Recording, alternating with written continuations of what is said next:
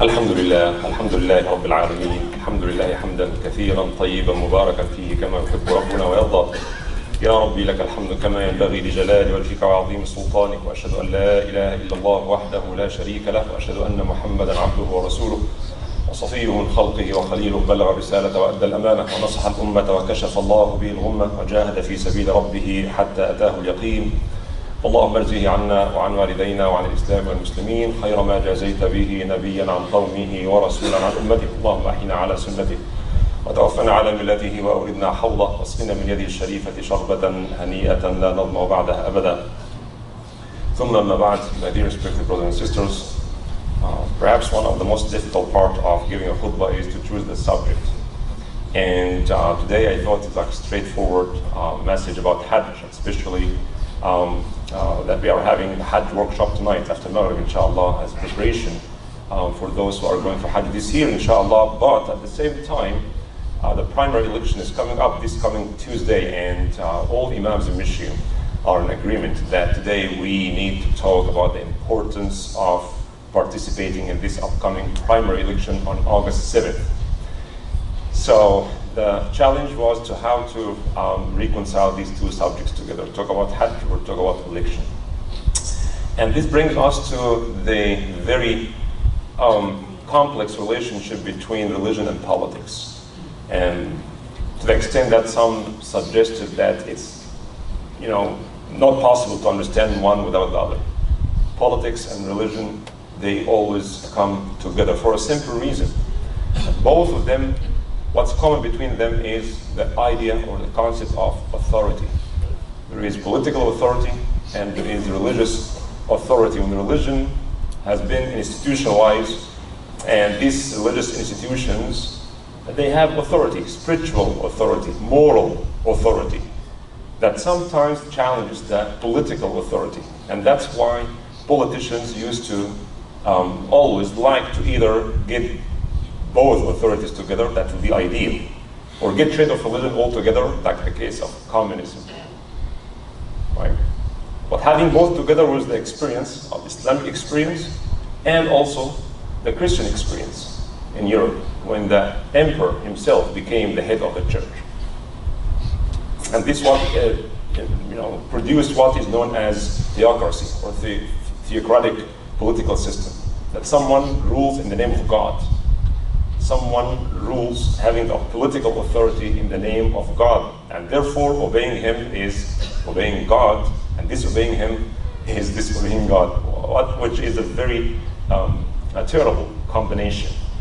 And as they said, that absolute power leads to absolute corruption, when someone is above questioning, is above the law, right? Because he simply rule in the name of God, and therefore no one can question him. Islam has been always criticized of being a theocracy, that the caliph always rule in the name of God, which is not very accurate. If you think about Islamic history, that yes, some took advantage of this reality, but what Islam says is totally different. Nobody can claim that I represent God.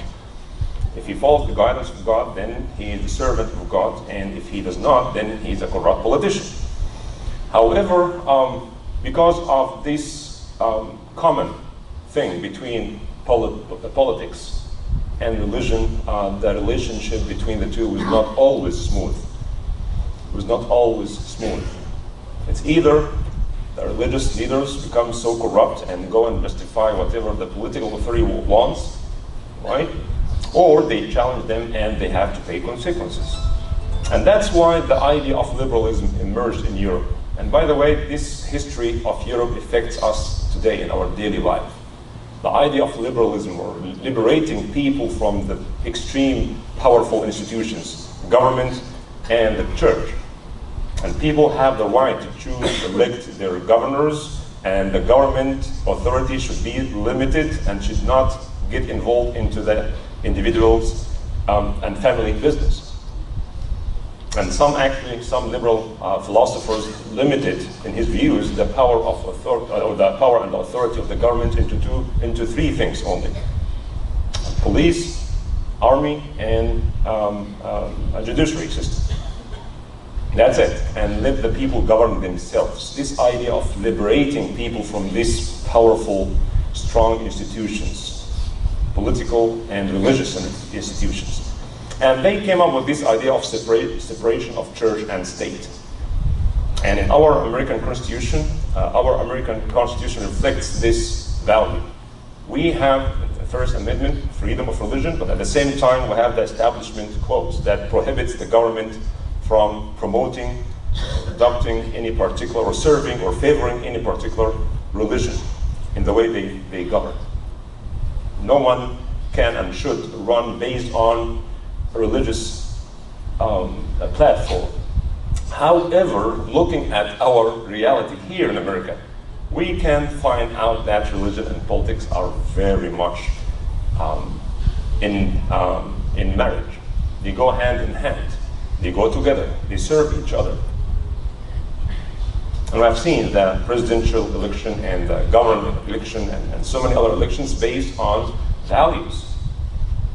And many Christians here, some of them are very moderate and some are very extreme religious groups, they come together to elect their favorable candidate based on purely religious views. And it went to some extreme in some cases. In the very recent modern time, we have seen what we can call it also theocratization of American government.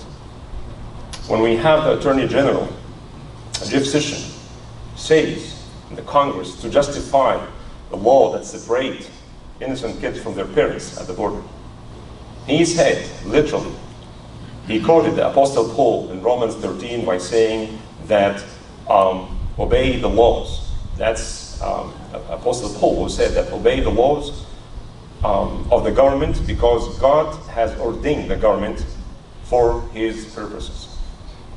Obey the law because God has ordained the government for his purposes.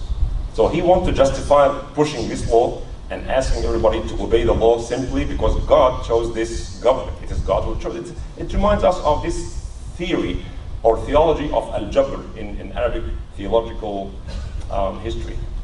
When the Umayyads came by force to power and they promoted this idea of this is Allah's qadar, cannot object to Allah. It's Allah who brought them to power, so who are you to object to Allah's choice? The very same idea to justify being in power. When the Attorney General says that, and then the Secretary of the White House also says about this comment that it is very biblical to enforce the law. Of course, they are talking to their base, they want to please the people who elected them, to continue to elect them, and showing that they are here to serve the purpose of God. And there are so many other examples of not only politicians, but also religious leaders, clerics, who also benefit from these kind of political agendas, and they also justify everything from biblical perspective. God's law, as Mike Huckabee, the father of Sarah Huckabee, said that God's law to be placed above the US law. And we have to amend the Constitution so it is God's standards, not the people's standards, that rules. That sounds very religious for us as Muslims also. We perhaps want to follow the same opinion. And we have seen the Middle East and Muslim majority countries, so-called religious / politicians who run election based on what's so-called religious Sharia platform. Same thing. And sometimes we cannot distinguish between whether they are politicians or religious leaders because they have you want to get both authorities. I'm a politician, but also I'm the servant of God. If you elect me, I will apply Sharia and the law of God. So, and many people who are not very sophisticated would elect them based on these emotional and unrealistic promises. And it's criticized there, but it's not criticized here. We have seen politicians and clerics working together to advance and push their agendas. So, is there a real separation of church and state? On paper, in the Constitution, this is the case. But in reality, the only way for us as Muslims to use our constitutional rights is not to wait for others to give us our rights. We have to use whatever possible means to enjoin what's good and forbid what's evil. In the case of Rasulullah sallallahu alaihi wasallam, he used this power and authority sallallahu alaihi wasallam to promote justice and peace and mercy and security and prosperity of the people by setting laws that do not favor particular interest groups but serve real justice and equality and opportunities, peace and justice for all, not only for those who are favored by the law or those who are very wealthy. He, sallallahu alaihi wasallam, like David and Solomon, very biblical stories. Dawood and Sulaiman, according to the Bible and according to the Quran, were giving these two authorities. Allah is giving them. Allah has chosen them. Allah made David a king and made Sulaiman, his son, also a king. But they were also prophets. At least from Islamic perspective, they are both politicians, kings, and prophets. And Allah said to Dawood clearly, Ya Dawood, inna ja'alnaka khalifatan fil ard. We have made you khalifa, give you authority and power. Fahkum bayna an-nasi bil haqq. To judge between people based on justice. وَلَا تَتَّبِعِ الْهَوَى فَيُضِلَّكَ عَنْ سَبِيلِ اللَّهِ. Never follow your whims and desire, otherwise you will go astray from the way of Allah. إِنَّ الَّذِينَ يَضِلُّونَ عَنْ سَبِيلِ اللَّهِ لَهُمْ عَذَابٌ شَدِيدٌ بِمَا نَسُوا يَوْمَ الْحِسَابِ. Power and authority is to be used to serve the purpose of God truly, not only to use it to solicit people's votes, and then when they come to power, then they do whatever agenda they have. Again, I understand that the relationship between religion and politics is very complex, but very interesting at the same time. For us as Muslims, we look at participating in political activities from the religious perspective as well. Islam tells us that you, Muslim Ummah, are supposed to be the best Ummah because you enjoin good and forbid evil. And enjoining good and forbidding evil is an ongoing process. It's not just go and vote and then khalas, I've done my part. But we have to be involved. We have to be informed. We need to know what's going on, how politicians use our money, our tax dollars. How do they use their power and authority? Whether they favor the wealthy people and they ignore the poor people. Whether they fulfill their promise or not. And why not? And this is how it works here in America. And as Rasulullah ﷺ told us, that in order for you to change evil, then you cannot change an evil with another evil. You have to use all peaceful, legitimate, constitutional, legal rights and means to enjoin good and forbid evil. This is part of our religion. And this is perhaps, I thought maybe we can talk about religion and politics at the same time. It's not an easy task. But what I want to remind myself and my brothers and sisters here is that we American Muslims are so fortunate because we enjoy religious freedom that many Muslims in so-called Muslim majority countries do not enjoy. Our religious rights are protected by the Constitution. Well, the Constitution itself, like any other text, whether it's a man-made text or a divine text or scripture, themselves, they cannot apply and produce justice. It is the people who read it, believe in it, and are sincere in applying the guidance that found in these scriptures. Any book can be used to justify evil. Any book. The Bible, the Quran, the Hadith of the Prophet could be used. If people are corrupt, they will misquote Muhammad sallallahu alaihi wasallam or Jesus alayhi salam or Al-Quran to justify their evil. That's not a very difficult task. But all it takes, people are sincere and people who want really to serve justice. Those who want to remove injustice from the vulnerable and weak minorities cannot really find justice. We as Muslims have the right and we have the privilege of speaking our mind, criticizing our government, enjoining good and forbidding evil in a peaceful, legal manner. The problem is that, unfortunately, we as Muslims, we collectively, we are not united. And by united, I don't mean that we have to vote to a particular person or a particular party. Use your conscience. But the most important part is that we have to vote. We have to use our right. And when we vote, then we have to hold those who are in power accountable. This is how it works here. And this is the only way for us to enjoin good and forbid evil. And as I said last Jumma, if you are waiting for the perfect candidate, I'm afraid you're going to wait for so long. There's no such idea of a perfect candidate or perfect political platform or perfect party. There's no such a thing. But we can try our best to get closer to perfection if we are active. If we are not active, then we have no right to complain, because others will be active and others will push their own agendas. We want to push the agenda of justice and fairness and equality and peace for all, opportunities for all children. We need to ensure that the future will be better than our present, for not only for us and for our children, but for everybody, for the children of all people of the United States. May Allah subhanahu wa ta'ala guide us. May Allah subhanahu wa ta'ala help us. May Allah subhanahu wa ta'ala choose for us the best leaders in the future. أقول قولي هذا وأستغفر الله لي ولكم فاستغفروه.